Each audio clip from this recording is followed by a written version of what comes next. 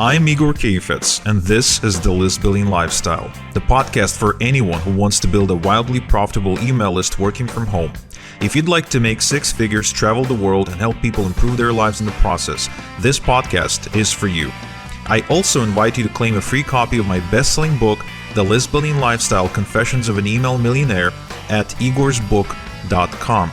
Get the free book plus $3,000 bonus package that includes my best capture page templates, email swipe files, and traffic blueprints. Visit www.igorsbook.com for details. And now, it's time to claim your list building lifestyle.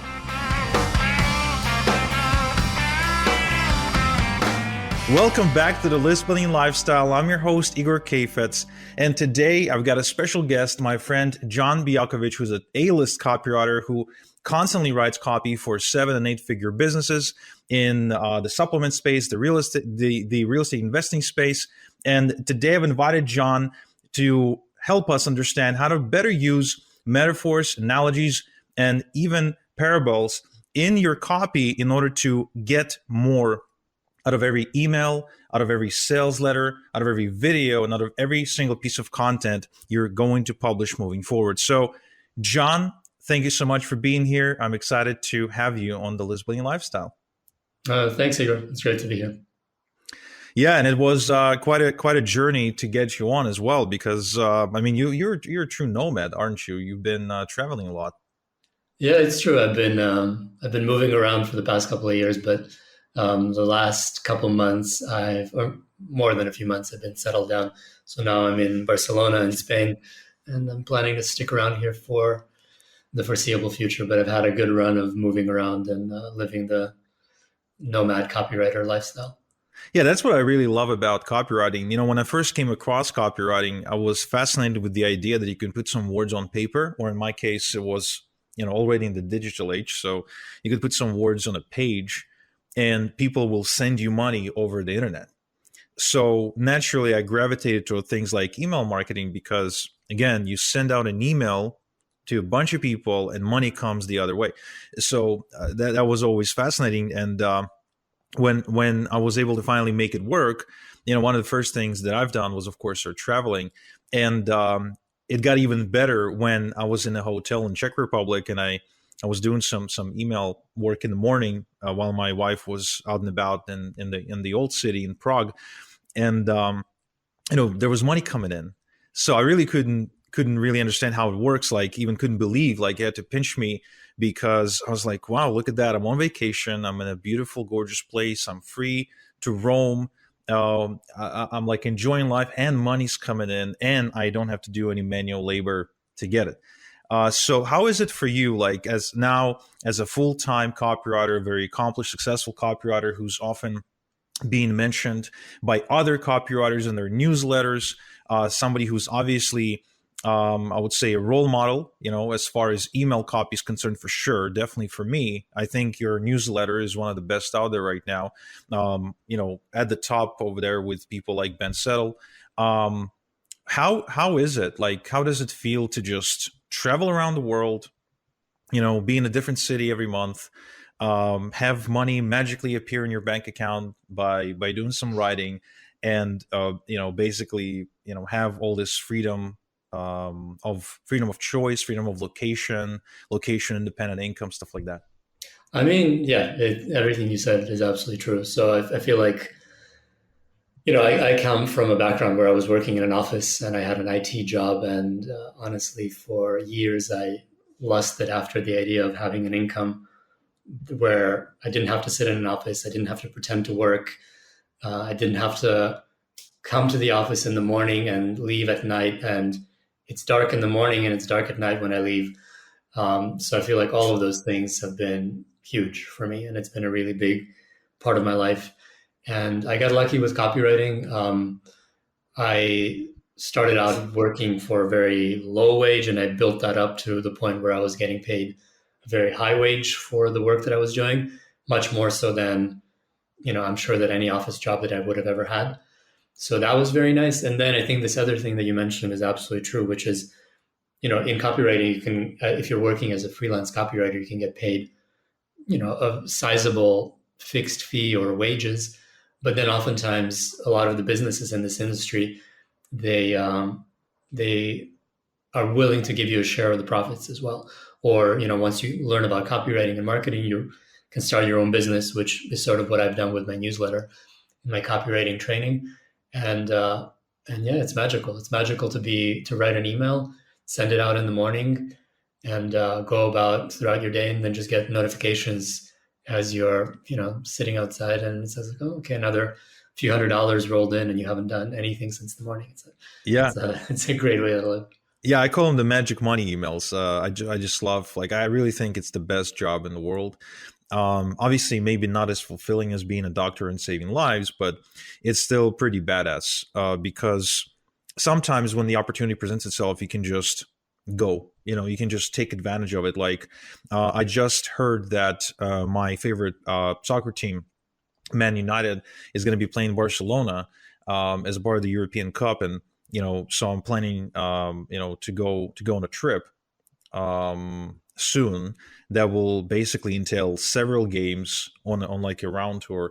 And the only reason I can do that without having to beg anyone for some vacation time or without having to worry about money is because of the whole magic money email setup I got going on. So I wanna actually focus on that because out of all the people that I follow, and I follow quite a few, you have a very distinct style to how you communicate with your list and to the kind of emails that you write. They appear meaty, but at the same time, they're so easy to read. It seems like you're able to make the point, you just kind of convey an idea or to present an insight in such an easy to understand way that doesn't feel like my brain has to, go up a gear to understand that, which I can say about everyone. Like a lot of times people they kind of stumble over their words and their ideas in their emails. But you have a very distinct style. Like I said, you've definitely, and it's hard to model too. I think one of the key skills that I've developed in this industry is that I've been great at modeling.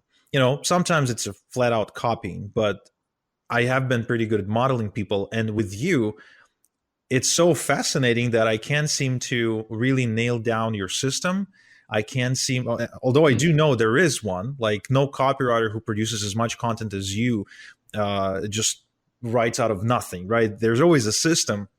So I brought you on the show to be able to pick your brain about that because your use of metaphors, analogies, stories is freaking brilliant. I mean, it's super high level. And although I'm pretty sure most people listening to this right now didn't subscribe to your newsletter yet, but they will by going to John Bejakovic, that's Bejakovic with a J.com, right? Or is it Bejakovic.com? Just Bejakovic, just my last name.com. Right. So it's Bejakovic.com. Guys, I recommend you go and subscribe to the newsletter. Just check it out, as well as the blog, by the way. Your articles are superb. I think that's how I stumbled into your blog in the first place. I was looking for some ideas about writing copy, and there was some contrarian article, some contrarian thought, and I was like, wow, that's refreshing. And this is what you do so well, man. You really take an idea that exists, right? And you make it sound refreshing and groundbreaking and unique, and to a point where I just want to go and share it with other people who can appreciate it. So how do we even go about coming up with this sort of content? Just walk us through just your thinking process. Sure. Well, I think there's multiple things going on. I think in terms of this specific thing that you just talked about, I think one really powerful thing to be able to do is to take ideas that are already out there and just present them in a new way that will finally get through to people, that will finally get into their head.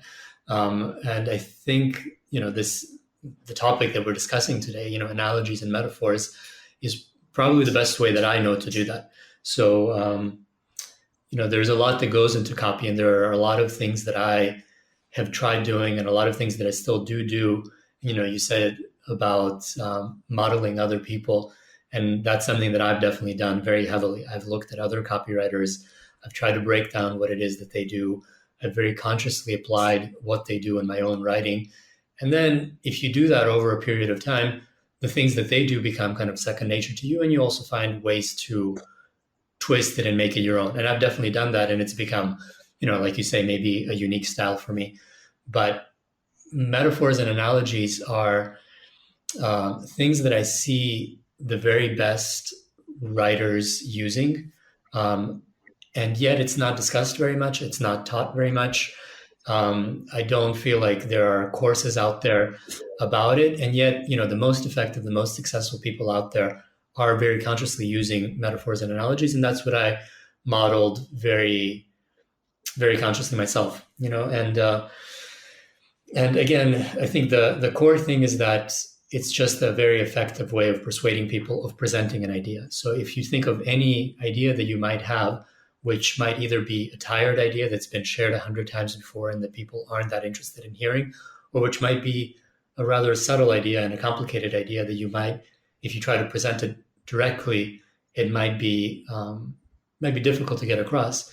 And I feel like if you just come up with a simple analogy, it can be very effective. So just as one example, last year I wrote an email about how there are moments in life where you form a new belief, and that new belief creates a cascade of other beliefs. And so, for example, I was talking about a friend that I had who was the first person who mentioned to me that there is such a thing as a coronavirus.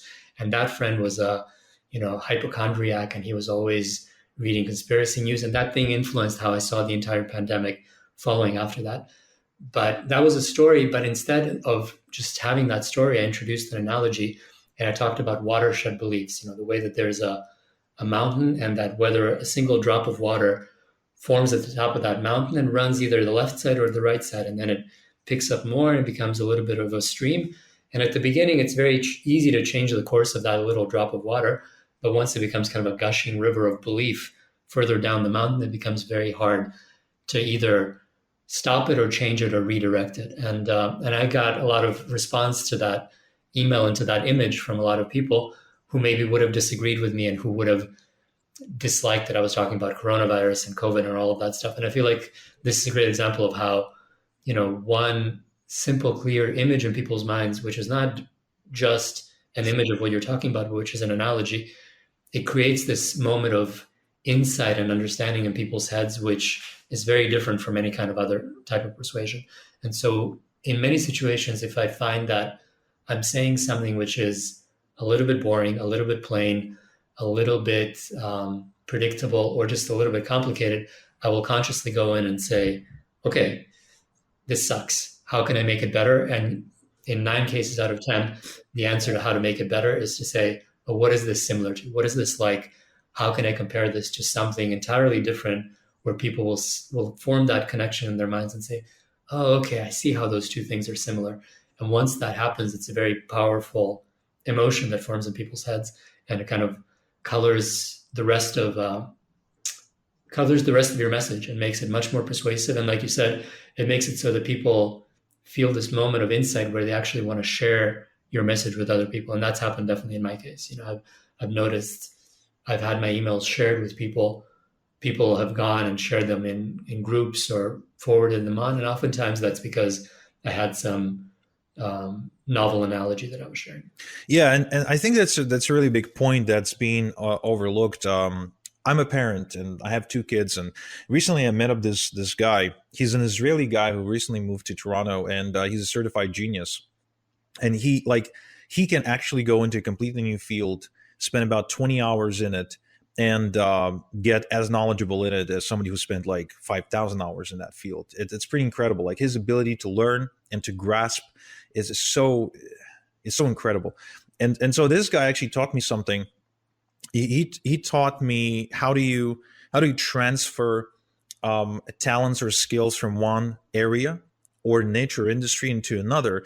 Is you get really, really good at basically filling the blanks on a statement that says, this is sort of like, or this is kind of like, right? So like, if you're good at music, you can actually transfer those music skills over to karate if you can find those analogies and say, well, maybe, my punch with my right arm is kind of like this note, and punching in, with my left arm into the stomach is kind of like this note. So if you do this combo on the piano, this is how you do the combo with your punches or something. And this is a totally different way of thinking, which I think no one teaches us. Especially they don't teach it in school, which I find to be horrendous. Like, I have a big issue with the school system in general. I don't think the school um, teaches us to be smarter. I think it just conditions us to follow the rules and to be kind of like soldiers. So at home, I do a lot of extra work with my kids. And one thing I've been doing more and more with my daughter is trying to get her into that mind frame of, if she's struggling to understand something, how can we make it sound familiar? It's a technique I called taste like chicken, right? So it's kind of like, it tastes like chicken, but familiar. And the moment you can do that, and your brain starts grasping onto these similar ideas, and it becomes very easy to get into a new space and start feeling comfortable very quickly. And as a copywriter, what we're doing as copywriters, we're actually selling ideas before we're selling products. So if somebody's already sold on an idea or a concept, and we can grasp onto that concept, I think we can quite easily help them bridge that gap and really bind to this new idea. I don't remember what the book is called. I think it's called the 16-word sales letter or something like that, where the author talks about the mechanism, where you kind of have to explain what the mechanism is, but it has to sound familiar, like it has to sound new, but also familiar enough for it to make sense, right? And I think that's what you're doing really, really well with your emails.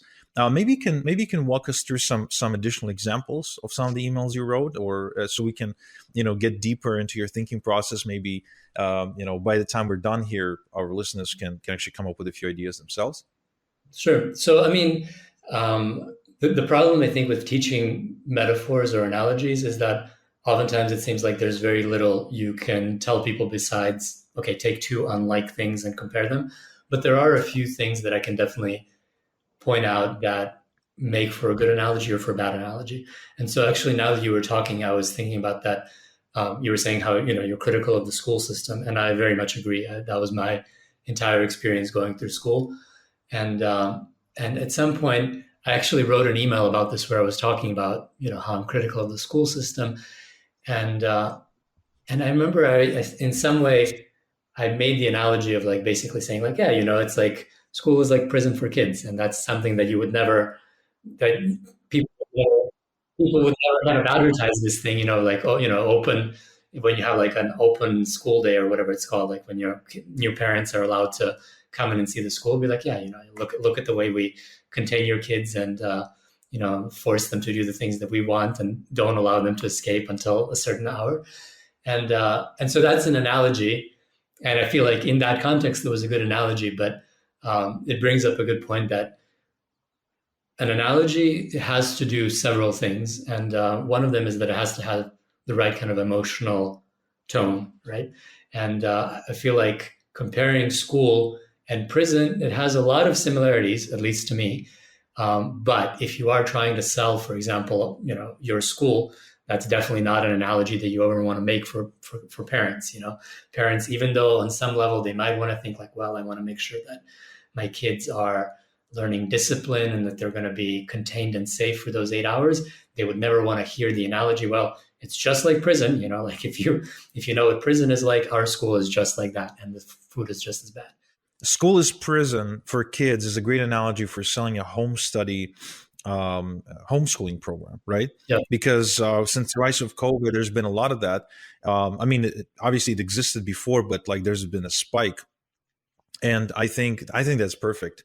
I think anyone who's got like a homeschooling platform or homeschooling curriculum, they should totally just steal this phrase. And guys, if you're actually listening, you do have a program like that, and you are planning to steal this, please contact John and send him some royalties. Just don't be a douchebag. Yeah.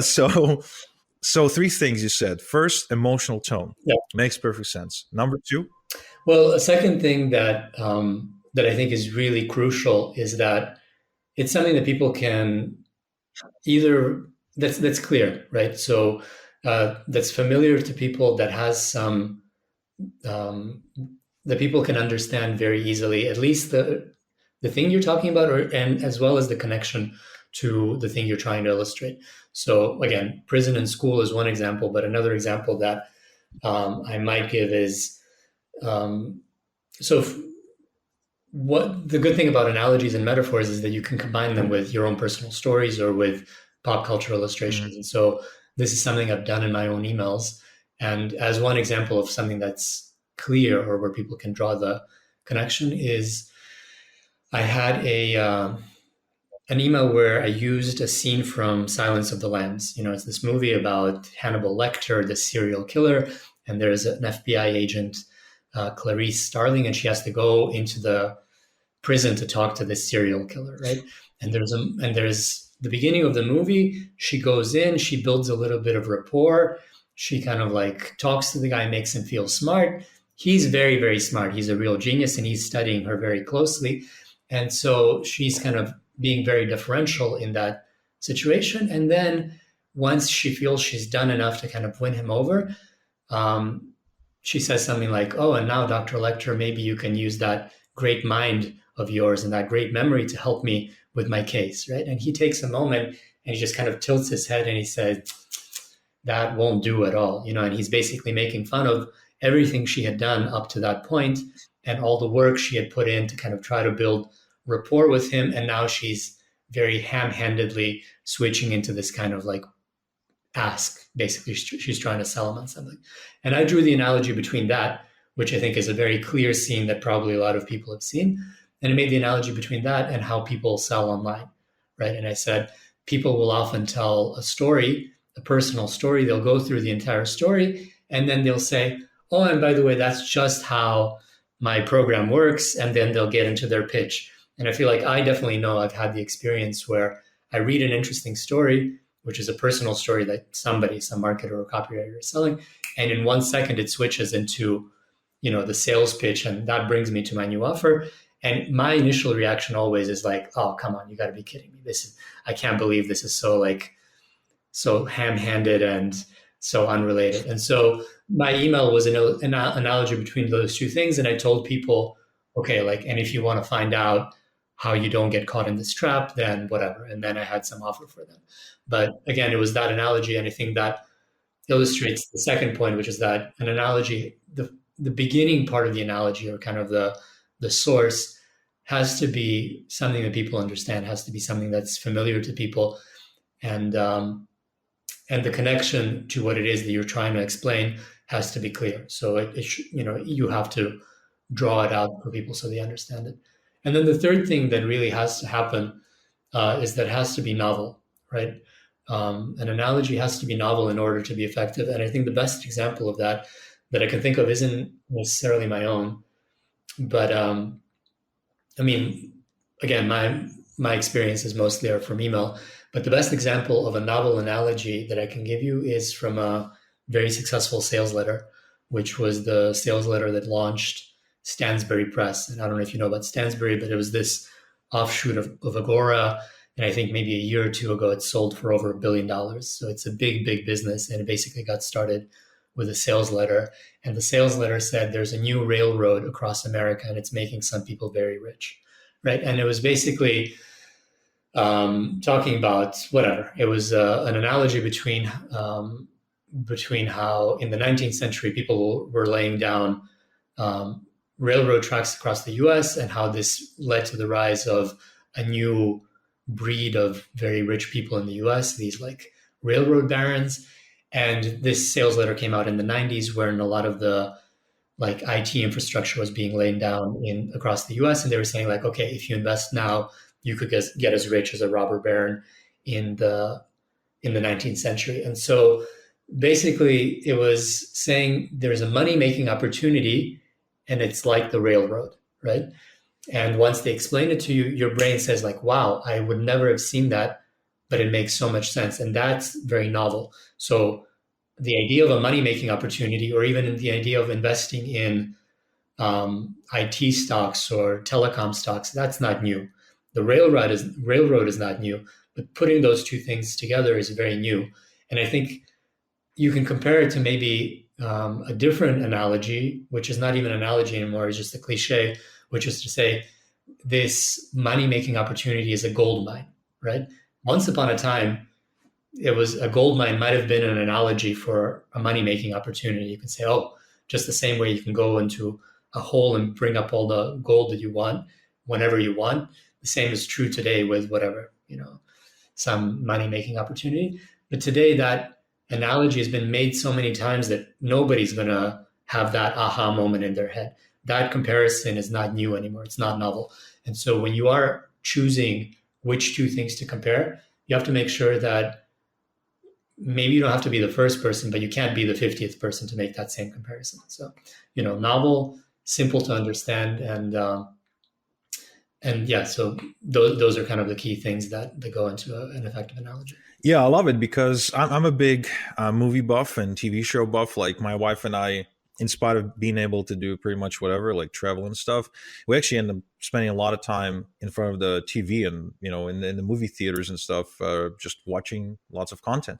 So for someone like me, who's got tons of different movie scenes in his mind, constantly playing on repeat, I think the example you gave was perfect. I remember one more by Ben Settle, which he loves to give in his newsletter and emails, about Dark Knight Rises. So it's the third Batman movie with Christian Bale, where somewhere in the beginning there's this villain, Bane, right? So this big guy really terrorizing Gotham as usual.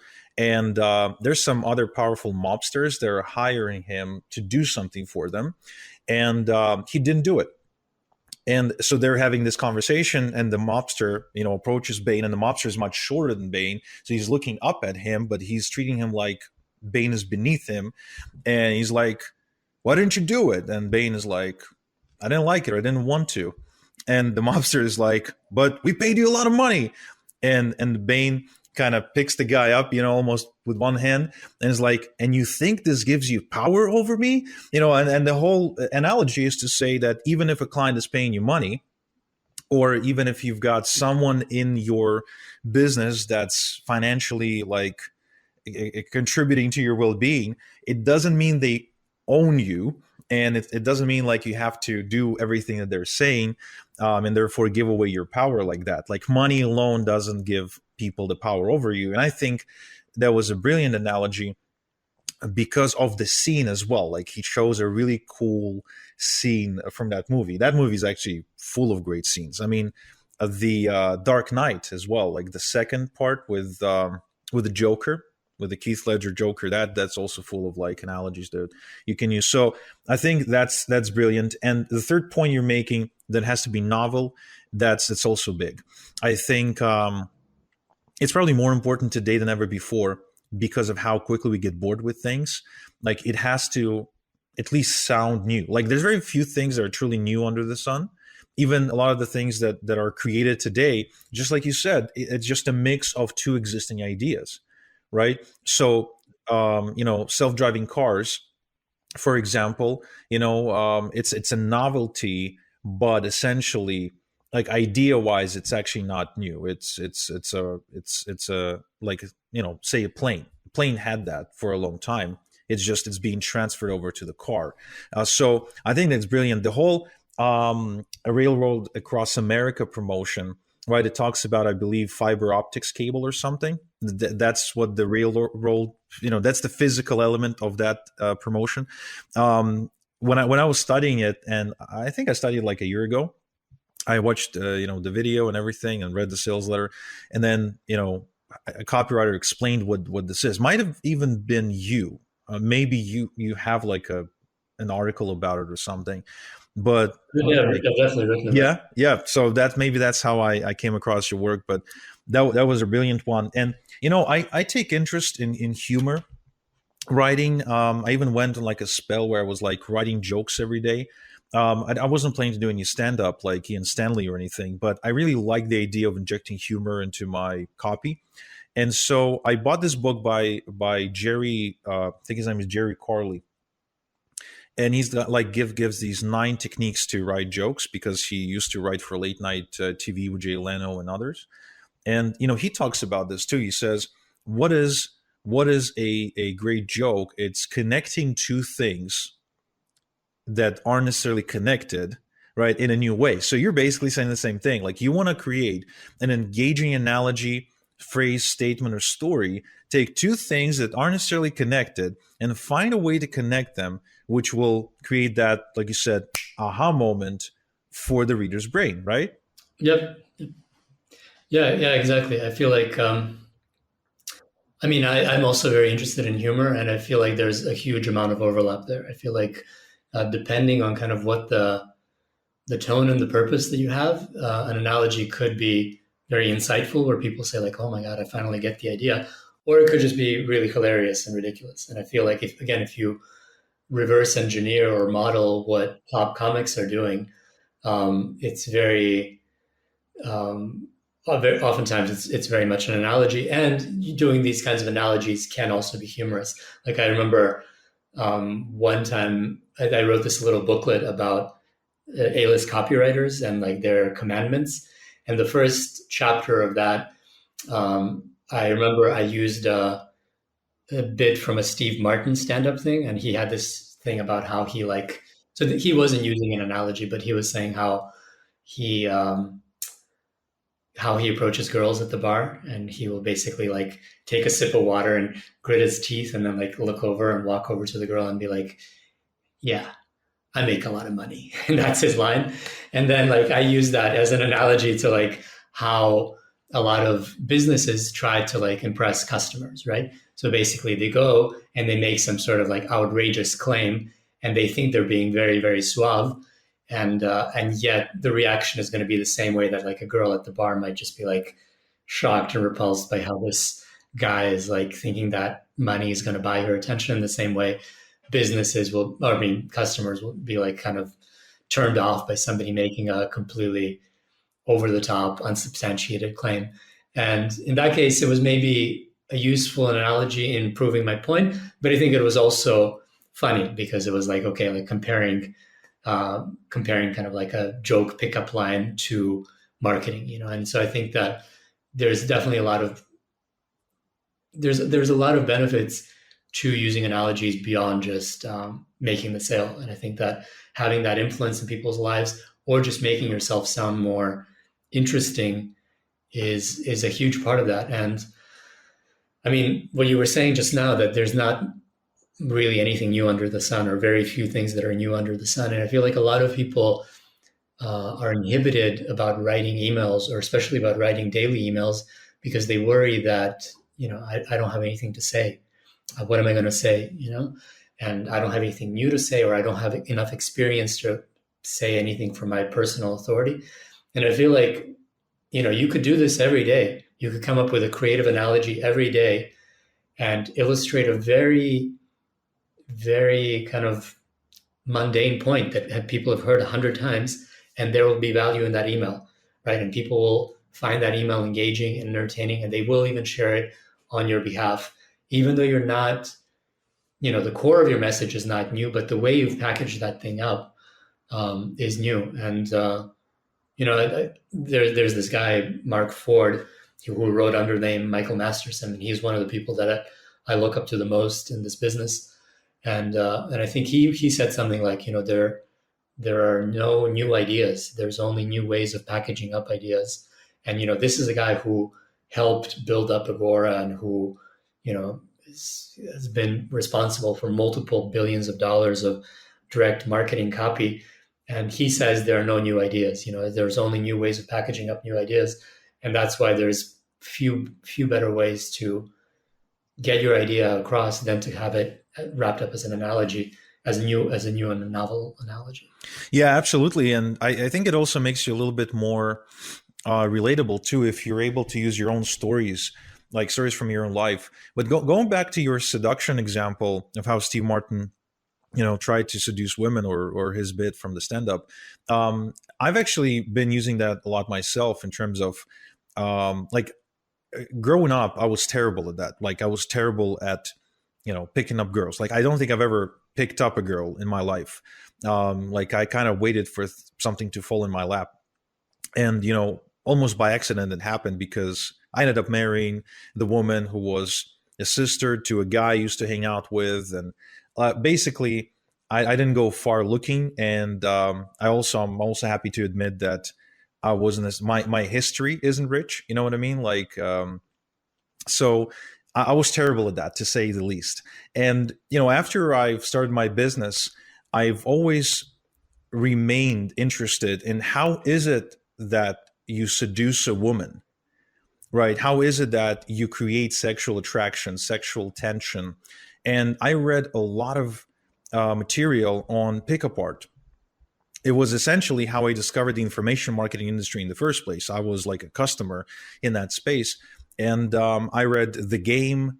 I read the book Seduction by Robert Greene. So I've got a lot of books on that topic from which I was easily able to extract analogies into my content creation. In fact, this podcast, out of all the episodes we've got, there's at least 20% or so that are focused around seduction, dating, relationship, as it refers to client attraction, business, closing sales, lead generation, and so on and so forth. And that was like a very intuitive thing for me to do because it's just a topic I took interest in. And I think anyone can do it. I think we all have our interests. I think we'll have our sort of reference points within the culture that we attach ourselves to. But people just don't realize they can do it. I just don't think they can actually whip it out and use pre-existing knowledge they already have, like not necessarily specialized knowledge, but rather just pop culture knowledge or general interest. Now, let me ask you something, and feel free to say no. Would you be open to maybe playing with a few ideas? Maybe I can pitch you with a story or an idea of some kind, and for you to spin it to kind of come up with an idea or like a brief outline for an email. We can definitely do it. But before that, I want to give a caveat to that. And that's the way that I often do write my emails is that I will sit on an idea for a long time, in the sense of like, I'll often find like an interesting story. And the first, like, let's say the first analogy that pops into my head, or the first point that I can make from that story, is often not satisfying to me because, again, it's not novel enough, And I find that a lot of people who are using or who are making analogies or who are telling personal stories, I feel like their stuff is too predictable, and I want to avoid that. And so lots of times I sit on my stuff until I can pair it up with something that's new and novel. But that's it. Okay, we can try it, and let's see okay. How it's good. Noted. So we're going to put you on the spot. So one thing I have here in my home office on the floor over there is it was my daughter's birthday about a week ago, and she's now putting together this giant Lego, like a boutique hotel Lego. It's pretty big. It's like 3,000 pieces. So think Legos, plastic cubes, putting together like a structure of some kind, or anything that about Lego in general. Okay, and what are we trying to sell? What are we trying to sell? Let's go ahead and sell how to learn how to play piano at home without a music teacher video course. Okay, I mean, I would say in that case, I'm not sure how creative this is, but I would say, like, look, you take any one of those individual Lego pieces and they really have very little value and they're very uncreative on their own. It's just a little round red block of something, right? And it seems very uninteresting on its own. And it's uninteresting even if you put 5 Lego pieces together. But if you put 3,000 of those pieces together according to a prescribed plan, then suddenly the thing really has a life of its own. And, you have people coming over and looking at it and saying like, oh my God. And, it's a complex thing and there's some emergent value out of it. And the same thing happens with piano. You might not realize that, every one of these simple things that you're learning and the individual keys and chords that you're hitting is really not impressive on its own. And it might take time for you to combine enough of those pieces. But if you stick with it for long enough, and if you have the entire, let's say, manual that tells you how to combine all of those pieces individually, then suddenly you get something that becomes large and impressive, and that people who come over to your house are admiring, and you get this reaction where it's like, wow, I wish I could do the same. So I feel like that's a possible way that I could spin that. That's not bad actually. Yeah, like I don't think it has to be like 3,000 pieces because it sounds intimidating. But even if we talk about like the smaller Legos, I think you're making a great analogy here. Like you take 100 pieces, but put them in a certain sequence and a certain structure, and all of a sudden you've got a masterpiece. Kind of like like you said, a single note or a couple of notes on their own, not impressive, but you put them in a sequence, bam, you've got yourself a beautiful song. While you were coming up with this idea, I figured you can also say something like, I'm watching my daughter put together a 3,000 piece Lego that will end up looking like a boutique hotel with lots of detail. And I'm thinking, how the hell does she do it? But then I realize Lego, what it teaches us, it's even a complicated structure like that is a sequential process. Like you have to take tons and tons and tons of small steps in a sequence of some kind. And the reason that a 10-year-old can do it is because she's been trained to follow the manual, right? So it's really not a matter of how creative she is. It's actually a matter of, okay, if you follow the manual and you take one step at a time, these micro tiny little steps, even a 10-year-old can put together this incredible structure. And in many ways, learning how to play a complicated piano song, even if it's really big and really long and it requires like 2 hands and 2 feet to play, it actually does come down to breaking it down into one note at a time and then sequentially playing and memorizing those notes. So it isn't about creativity. It isn't about God-given talent. It's more about, do you have the patience and the and desire to sit down and just follow a manual. And if you do, then here's a great manual for you to follow. Buy it now for 47 before we raise the price, blah, blah, blah. Right. So, Go ahead. Yeah, I wanted to say that you can basically take the same idea. Like, so you approach it from one direction. I approach it from a different direction. I'm pretty sure we can have 10 other people contribute to the same sort of, like, we can ask them the same question. They'll come up with 10 different analogies. And this is what I love about this approach specifically. You can have like 100 people write about the same thing or start with the same idea, but end up with 100 different ideas on how you can make that point. Exactly. And I think actually that's a very good point, and something that I should have brought up maybe earlier, which is that when you do make your analogy, as somebody who's trying to ultimately persuade and influence people, you also have to explain your analogy. Because if you just say, my daughter's Lego kit is just like this piano course, there are lots of different ways that you can interpret that. And in one way, that's good, because that means that on different days, you can make the same argument using those two pieces in different ways. But it also means that unless you make that analogy explicit, unless you say why it is that, the Lego set is the same as the piano course, then your reader might interpret it in the way that you don't want him to interpret it. So you might say, oh, it's just like that Lego set, in that I'm not interested in Legos, therefore I'm not interested in the piano course. So you have to be explicit about it.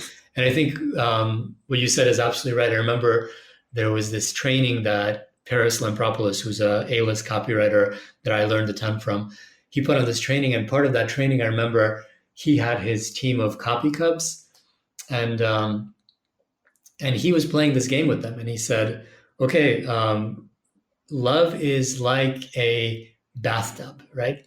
Or something like that. And basically he had that phrase, and then he had, 5 or 10 or 20 people complete that. Love is like a bathtub because, and then one person said, because it keeps you warm and snuggly. Another person said, because you can drown in both. A third person said, because I don't even remember what it was, but everybody concluded in a different way. Everybody drew a slightly different connection between those two images. And that's something you can do yourself when you're trying to persuade, but it's also something that you have to do explicitly, because you're not just trying to be, delivering a sermon on the mount where you're speaking in parables and you're only speaking to the chosen people who understand your message. No, you want everybody to understand your message, and you want to make that message explicit. So once you deliver the analogy, so A is like B, you got to, specifically spell out what those connections are. No, you're right. You're absolutely correct. And the wider you cast your net, the more important this becomes, right? Because if you're operating in a specialized environment, if you're going into like a really tiny niche, then you can afford to get rid of the analogies and you can just speak directly to that market because they don't get that enough. Like if you're talking to a market that's only say 15,000 people big, it's like a particular type of fisherman who only goes into that one particular place on the planet, like some corner of Alaska, and only fishes for that one particular type of salmon or trout or something. Like you will talk to them about that, they'll listen to you all day long. But if you're casting a wider net, say supplements, real estate investing, things like that, you have to make it a lot more broad and relatable for the average person. So I think that's a pretty good point. And I want to do one more. I think you'll nail this one quite easily. So let's and I want to preface this with the following statement, guys. When you're doing this, make sure you pick analogies that are as far away from the very niche or topic you're trying to create content around are. Like, for example, we're going to do one about fishing right now, but we're not going to sell anything related to fishing. So if you're trying to sell something related to golfing, don't pick golfing analogies, right? Don't talk about the swing. You kind of have to move away from it as far as possible and talk about something completely unrelated. So, you know what? I'll give you two. I'll give you two examples. You pick one you like, just because one of them just happened to me yesterday. So yesterday, I had there was some kind of issue with my plumbing, and when I flushed, the water started coming up. Right, so big issue. I had to call in the plumber and etc. So that's one you can play with. Or another one is, let's say, fishing, right, where there are, say, a dozen fishermen all fishing in the same pond. Okay. And we are selling. Yeah, I also have to know. Yeah, I have to let you know what we're selling. We are selling a gym membership. Okay. I mean, I feel like with the toilet thing, just now that you were talking about that, I was reading recently about somebody who was very healthy or who considered himself to be very healthy. Guy was getting on in age, and then out of nowhere he had this moment um, where he basically, I guess, realized that he was having trouble speaking, and I guess it turned out he had a couple of strokes, and so I might, if I'm talking about a gym membership, I might try to make the connection between like, okay, well, here's the story that happens with my toilet, and toilet looks perfectly clean, everything is okay, and then I try to flush, and this thing came up, and then maybe I might actually combine this with that story of like, yeah, maybe this is a little bit inappropriate to compare this to the human body and to a real person, but fundamentally something similar happens inside of your own arteries and so on. And this guy, he looked perfectly healthy, and yet there was something fundamentally wrong inside of him. And the same way that, I mean, again, maybe this is a bit of a distasteful analogy, but the same way that a clogged toilet can cause massive damage inside of your house. So this guy almost died, from some sort of a clogged artery, and therefore, at the end of that, I would say, look, I'm not promising you that that regular exercise will keep you from heart disease or from stroke for the rest of your life, but it's been medically proven to cut down your chances by, I don't know, 98% or whatever the statistics are, and just make that analogy between the toilet and health, and that's it. Yeah. Okay. All right. Well, let me try go with this. So I'll do the toilet thing as well. How about this? So everything was perfect and fine. It was a Sunday afternoon, and then I flushed the toilet, and never had an issue. And all of a sudden, all the water started coming up, and all of a sudden it spills all over the floor, and there's panic, and I and I'm scrambling reaching out to my friends, Googling, trying to look up a plumber, which is really challenging to find on a Sunday afternoon for someone to just come in and fix your issue. And so this reminds me how most people are about their health. They are kind of minding their own business, not really thinking about it until there's a crisis, until there's brown water all over the floor in the bathroom, and but then it's like you're trying to fight an emergency, which is a lot more difficult to deal with than if you were to put some prevention in place and avoid that issue altogether. So, don't wait for the last moment. Don't wait until something bad happens. Why don't you start working on your health right now and come in, into the gym and let's do an assessment or something. So essentially it's very similar to what you've just done. It's just it's a slightly different way to communicate it. But again, it's different enough to make it sound like completely different, right? Yeah, and I mean, I think again, maybe you were talking about this a moment ago, but oh yeah, you were saying how if you're going into a broader market, then you need to have maybe something that's more like an analogy to reach a broader audience. But I think the other thing as well is that if you're going into a lot of markets, for example, like health, or making money online or finances or things like that, there are a lot of people in that market who, again, have heard these things, who've heard these points, but for whatever reason, it hasn't really fully clicked in their head, And if you just keep making the same point that they've heard before, chances are they're not going to hear you anymore, And maybe they have some sort of a self-esteem issue around that topic, or they have some sort of mental block around that topic. And an analogy kind of allows you a way to sidestep that as well, And so this thing about,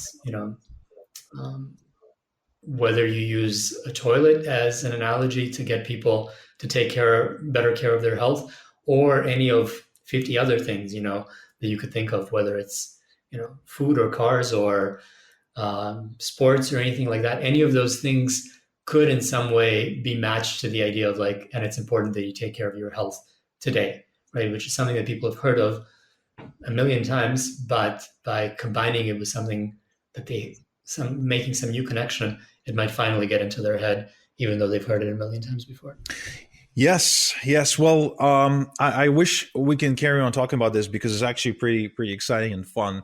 However, we are out of time, guys. If you like the style with which John communicates and the things that he taught you on this podcast, I highly recommend going to Bejakovic.com. That's Bejakovic.com.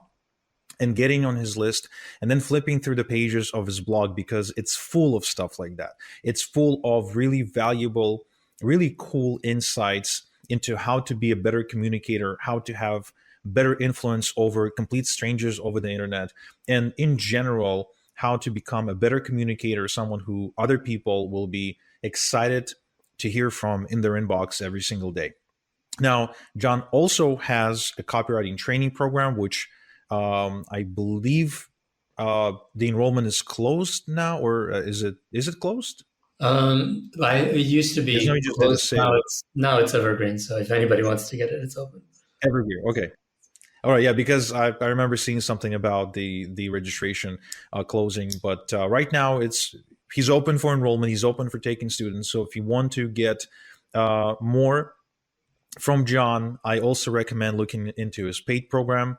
It's ridiculous value for money, and the amount of money you'll make just by becoming a better communicator, being able to produce higher quality material, is of course ridiculously.